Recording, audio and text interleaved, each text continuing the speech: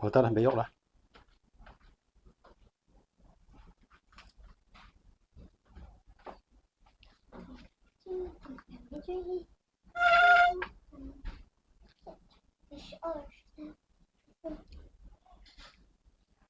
我下嗰啲未錯咯，咁咪6米你入去嘅。大家好，先同大家復復盤。A 股上個星期嘅走勢都係喺度判井，主要嘅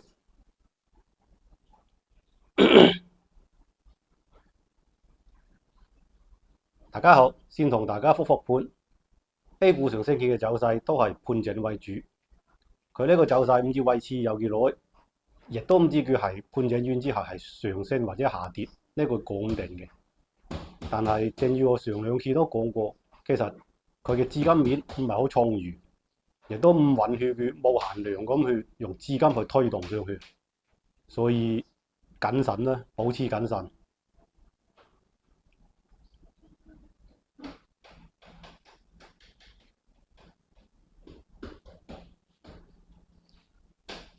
我喺謹慎嘅同時，上星期亦都繼續佈局咗一啲豬周期嘅股票，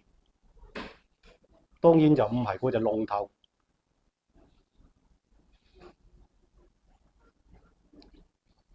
亦都好不幸，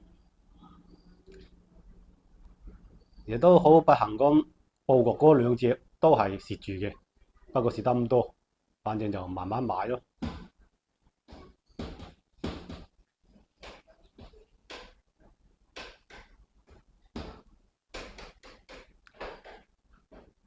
感覺上 A 股啊，其實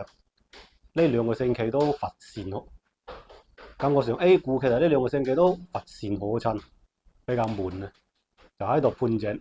3800串串上翻嚟，下星期估計都係嘅啦。估計下星期可能會回調嘅機會比較大，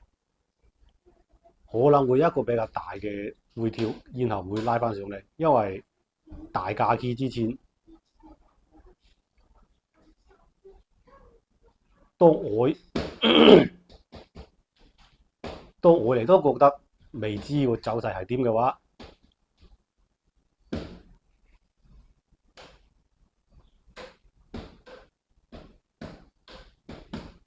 因為我哋作為韭菜一份子，嘅其中一份子，我哋諗嘅大多數顧問都係會諗得到，所以好多人可能都係諗住先，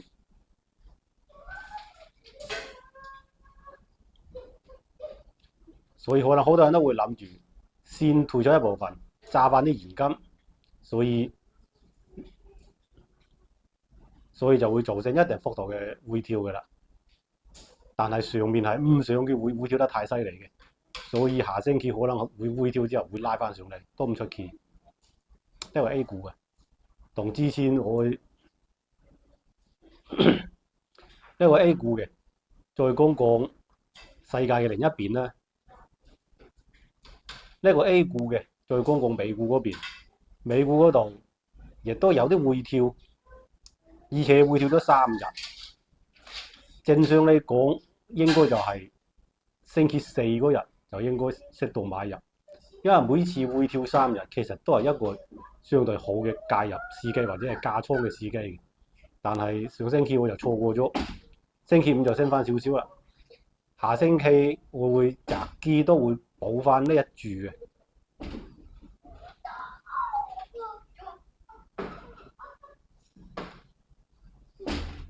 擺嘅傾向都係傾向於買納指嗰啲基金，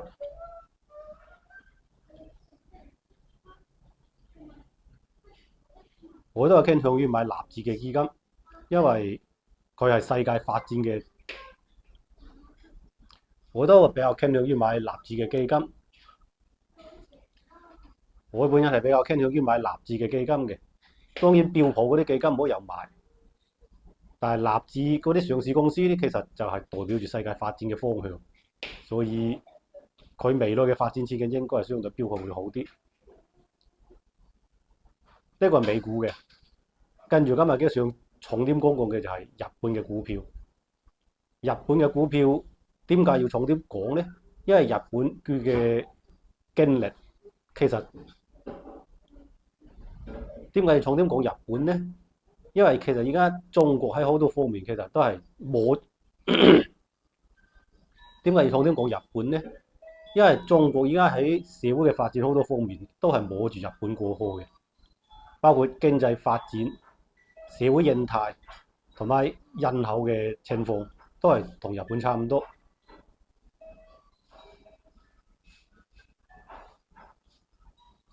日本嘅經歷咗泡沫經濟之後，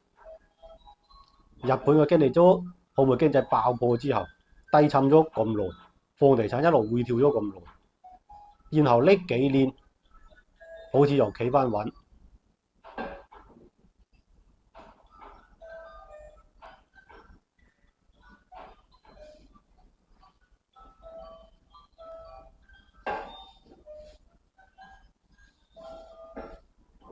日本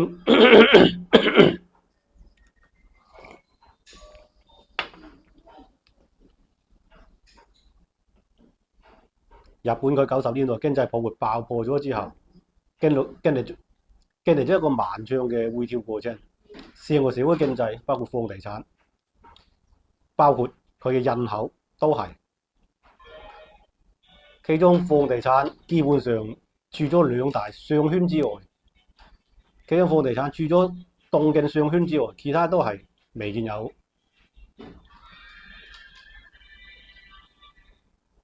其中房地產除咗東京商圈之外，其他地方嘅基本上都係翻。其中房地產除咗東京商圈之外，其他啲基本上都係未見底嘅。社會經濟反而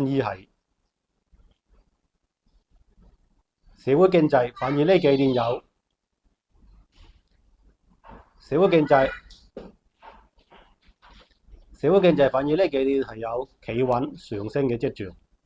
人口就冇得講啦，人口係一個冇底洞，東亞三國都係。我哋講翻佢個社會經濟，體現佢社會經濟企穩嘅，其實好多方面都係。我比較留意嘅就係佢嘅剛需裏邊嘅餐飲。我比較留意嘅就係佢嘅剛需嘅經濟。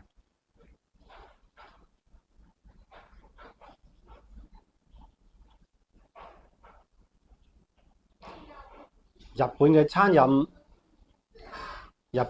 飲連鎖店有一部分喺中國都有開嘅，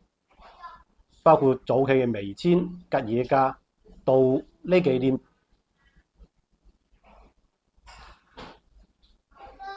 然後就係薩莉亞，同埋呢幾年比較旺，然後就薩莉亞，同埋呢幾年比較興旺嘅。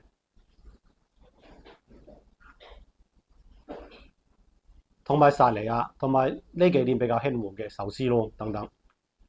我留意咗薩莉亞都好耐嘅啦，因為我覺得佢就喺泡沫經濟最低迷嗰陣，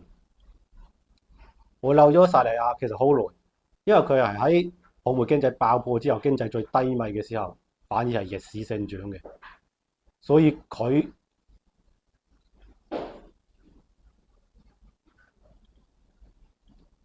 成功咧，就因為佢走低價路線。而家佢成功咧，就因為佢走嘅係低價路線。而家中國經濟都係一般般啦，未知道幾時會企穩反彈，所以低價嘅呢啲消費模式係比較適合中國嘅而家嘅社會情況嘅。所以我覺得薩莉亞佢喺中國業績應該會保持住相對好嘅。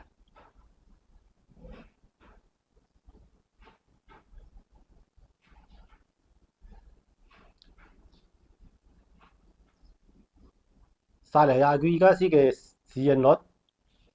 薩莉亞佢而家嘅市盈率係廿幾倍，相對嚟講係合理。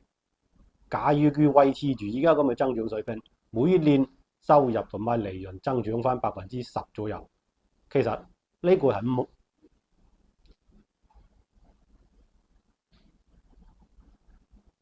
其實咁樣係值得長期持有嘅。另一個壽司郎嘅母公司 Food and Life 佢咧就市佔率比較高啊。但係壽司郎喺但係壽司郎佢依家嘅排隊現象都係仲係好犀利。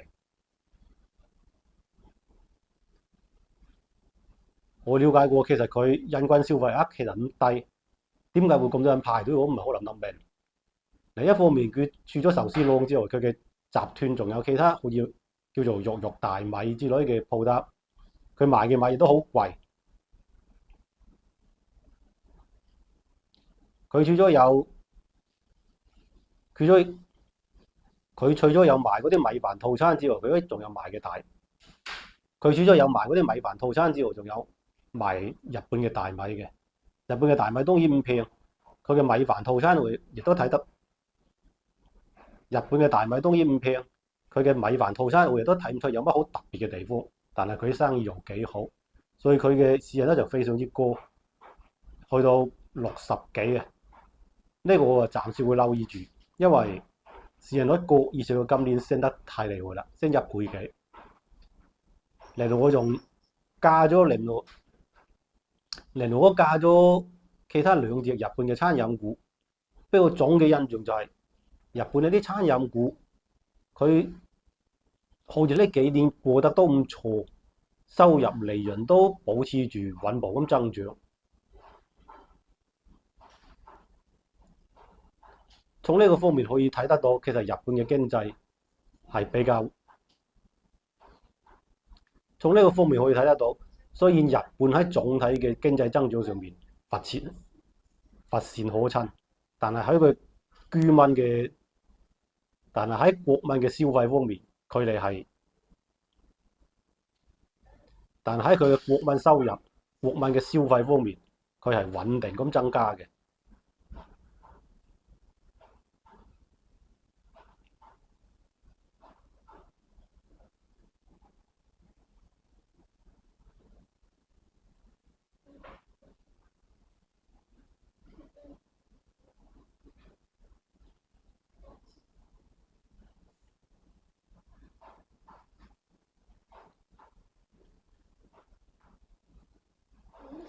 因為對於薩莉亞相對比較熟悉，所以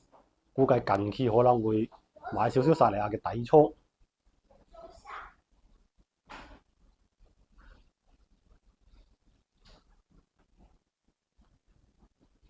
今日就分析到呢度，今期視頻就講到呢度，多謝大家。